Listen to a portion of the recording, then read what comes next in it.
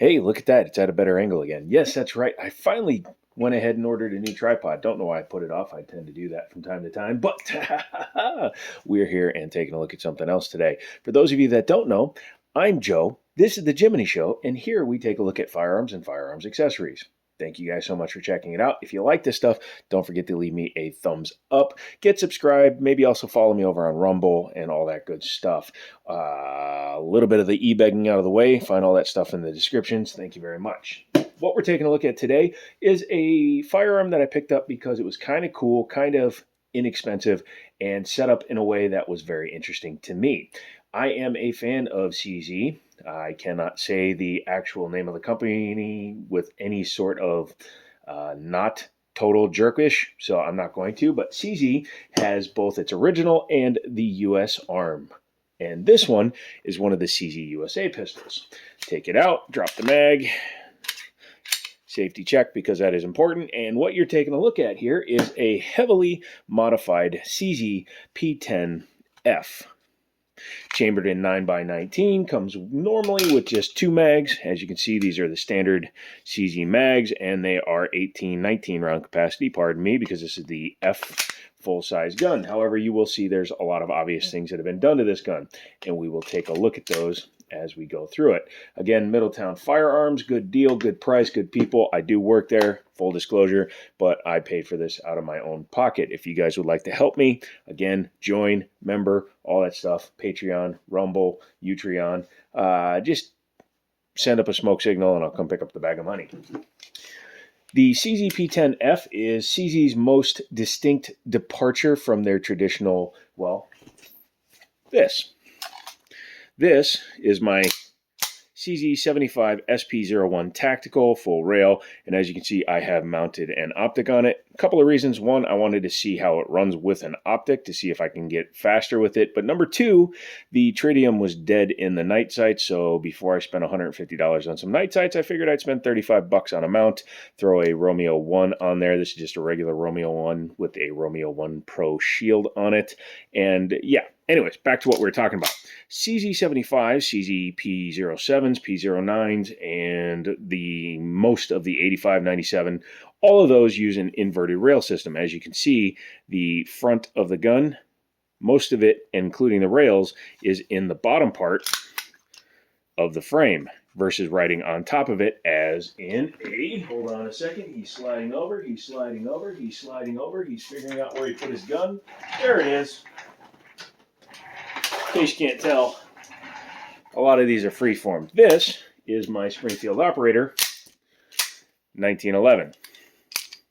And this has a traditional style where the rails are on the inside of the slide, not the frame. So you can see, very different. However, the P01 has a more traditional rail system. Don't forget to give me a thumbs up if you like my whole scooting around being a doo-doo. It doesn't fit.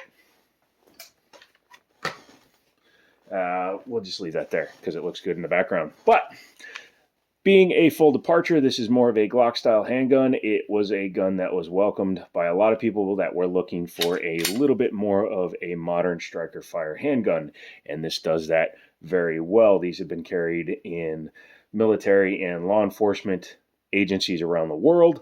This one is a little bit modified and I like it, and that's why I bought it. Chambered in 9x19. They normally have a decent trigger in it, but as you can see, this one has an apex rolling trigger. Very nice. We'll talk about that in a minute. Also has an optics cut, not quite as nice. We'll be discussing that. Has a threaded barrel for a suppressor. However, my suppressor is on its way back to Silencer Co. because somebody decided to mag dump it, bend it, and baffle strike it. And no, it wasn't me. It was somebody I work with. But when I get it back, then I will be able to reuse it on this gun. Taking a look at the outside, you can see the most striking difference is all the silicone carbide that I put on there. There's a very good reason for that. If you didn't watch the short, the previous owner of this firearm decided to stipple it himself, and in doing so created a very poor result. This has tons of little holes going through the front strap of it that are not very evenly spaced. They're not very good for texture, so they were pretty bad. Additionally, the back strap that was on there, this is the small one, but the larger one was, again, just mutilated. And unfortunately, that wasn't something I liked. Also, on just one side, and it was this side for some reason, maybe he was a lefty. Somebody pointed that out in my comments of the short, but for some reason he had one strip of silicone carbide right on here, and I guess maybe for a place to hold his support hand, not sure, but that was pretty bad. So I went ahead and taped it off and silicone carbided the entire thing. Did I do it great? No, but this is a range toy exclusively, and it doesn't have to be pretty. It just has to be effective, and a good silicone carbide job can, number one, fix a lot of visual problems, but number two, give you one hell of a grip. It actually can hurt if you hold it wrong because your skin will bunch up and pinch. This does have a Picatinny rail in the front, so you can mount your lights, lasers, bazookas, all that good stuff. Front and rear slide serrations, so you can do your press checks. You did see that I did accidentally slip there. Nerve damage, that's just something I deal with. If you've been here for a while, you would know that. On this side, you will see that it does have an ambidextrous slide lock slide release that is usable for lefties and righties alike. Takedowns are universal. No external manual safety on this gun. You do have a trigger safety. Again, talking about the trigger, this is an Apex rolling flat face trigger. So I'm not 100% sure what the rolling is. It's just what my buddy told me, and it does seem to work pretty nicely. The threaded barrel is a 1/2x28 standard pitch with a cover on it that's different. I've never seen that style before, but it is just a threaded barrel protector, and it's nice to see that on this gun. A little bit of a honesty moment. This is not the original barrel from the gun. It came out of a different CZ70 or CZ P10 F. So it is a P10 F barrel. It's just not from this gun. You can usually tell by some guns have their serial number on it. This barrel was obviously created for a gun that could have been sold anywhere in the world, but you will see my slide does not have the serial number on it. Serial numbers are underneath the pick rail. It's only a 2-slot up there, but I put a Surefire X300 on it the other day. Mint. Fit good.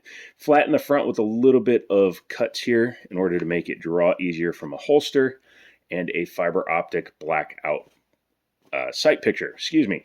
I believe these are Dawson Precision sights. Now, the guy that had this obviously put some money into it. He obviously liked the gun, but he wound up selling it. What did he go to? No clue. I wasn't there when he did it, but I have shot this gun a bunch, and I do know it's pretty damn accurate.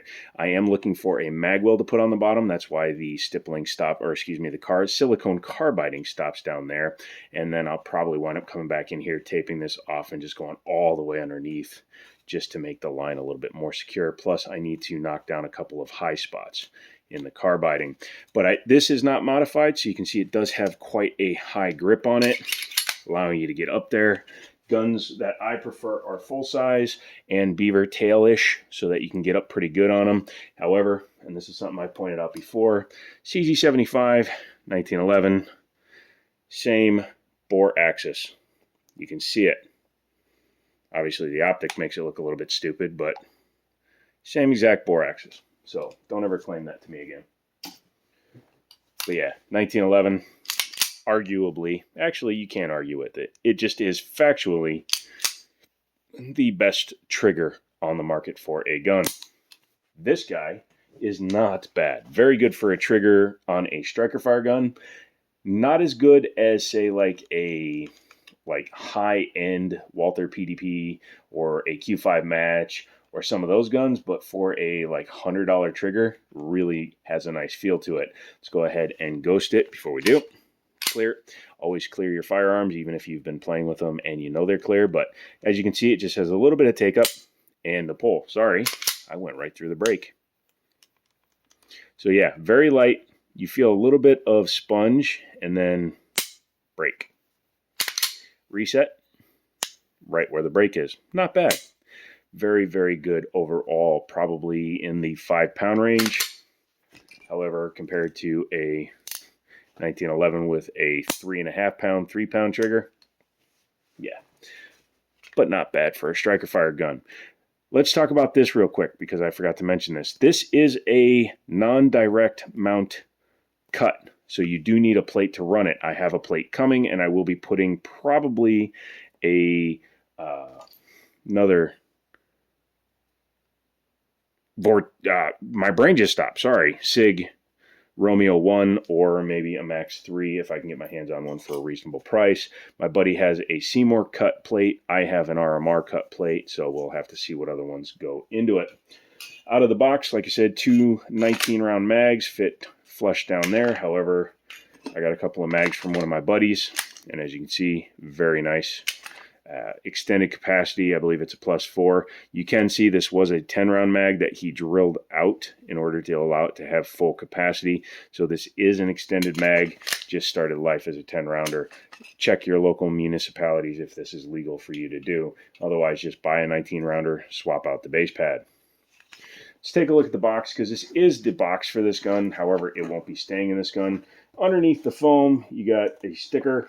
It had a gun lock and a brush in it. I took those out. I'm keeping all of that because this box is now this gun's box, because I didn't have a box for this gun, and now I do. So I'll just get rid of those stickers. Yeah, let's go ahead and pop her apart. Before we do that, like I said, move that one out of the way. Check it one more time, and as you can see, it's definitely clear. I took off the threaded barrel protector because on suppressor-rated guns, you have to in order to get the barrel out.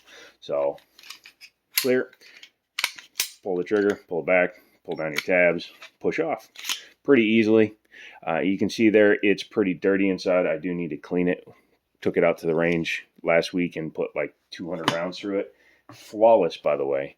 The only hiccup I had was the ammo I was using. I had a few rounds of 1776, which is lead-free, and it's a compressed lead core, and unfortunately those bound up a little bit. You will see a couple of upgrades even in the slide here. This has a tungsten guide rod and a flat spring. You can see it's not a standard coil spring. It's actually flat leaf or flat O-ring. I don't know what it's actually called, but it's a flat spring, allows for more surface area because the spring can compress more. Makes it a very nice shooting gun. Like I said, this is a factory CZ barrel. However, it is not the one to this gun. I wanted it because threaded barrel suppressor hose. Looking inside, you can see the cuts are very nice. This gun has a round count. Not sure what it is. I know I've put like 500 rounds through it. Lightning cut up there. You can see back here, it looks complicated. This is all part of your drop safety or your firing pin safety back here. Not sure what the Z stands for, but overall the build quality on these things is pretty damn nice. And this is a gun in the optics version that you can get for like $525 normally. Looking at the frame, it is polymer, but it's a very thick polymer. Metal inserts for the front and rear, so it rides on that. You see very basic inside. All the springs and stuff are underneath the plate. Don't know if that aids for reliability when dirty or what, but it's very nice. This is one of the reasons why this slide lock slider release works so well for both sides. As you can see, it's a thick ass piece of metal that runs the back side. Most will run down here in the front, and that can complicate things, but I like to see that this one runs there. Man, that's a good looking trigger in there. Okay, well, it's a bow style, which I didn't expect in a striker fire gun, but the trigger is hinged up there, obviously, because the trigger's in there, and then it pulls back, and the bow of the trigger bar goes all the way around it. That is very similar to the way a 1911 works. Has a bow that comes around, pushes there, which then drops here. Very nice. Probably one of the reasons why I like it so much. Very lightweight. You can actually increase the weight. The tungsten guide rod helps bring down the nose a little bit. And then if you want to balance out the weight, because some guns, when they have a loaded mag, feel weird versus having an empty gun, you can put a weight on the back. My Range Master has a few different weights on his race guns, and they definitely change the feel of the gun. Reassembly is the opposite of disassembly. Take your barrel, take your slide, put her in there, take your guide rod, take your spring. Now keep in mind, since it's not captive, there's always a chance that it could go boing and go flying around your room. But if you're good, you'll also know there's a flat on this guide rod. But if you're good and you're careful, you can usually do this without losing an eye. Horizontal for the flat, or excuse me, for the guide rod, and spring, you can leave that off till the end. Take your slide, take your frame. Look, he's doing it from the left side instead of the right. Bring it back. As you can see, hooked up very nicely and works good. So what do I think of the CZ P10 F? I think that they made a good call by making it a reasonable price versus some of the other ones. I do know that the non-threaded version with the standard slide you can get for about $400. And if you're looking for a good duty style weapon, that could be a good one for you. This is about a Glock 17 size with a couple extra rounds of capacity. Will I be keeping this gun? Sure. I'm very reasonably into it, so I'm definitely going to keep it for a while, and I'll be taking it to the range more. As soon as I get the optics plate, I will throw a different optic on it. I may, if I like the way this guy shoots, put a better optic on this one and run this one on that one. We'll have to wait and see, because I like full-size gun. And before you guys sit there and say, oh, why would you grab there? Number one, CZ75s have almost nowhere to grab, and number two, it's a metal plate, not a plastic one. Yeah, so that's it. If you like CZs, give me a thumbs up. Put down Checo for the word of the video, and let me know that you watched the video. So do that. Come back for another video, and yeah, just leave me your comments, questions, and answer things politely. So I'm out of here. This is Joe. This is Jiminy Show, and as always, I'll talk to you later.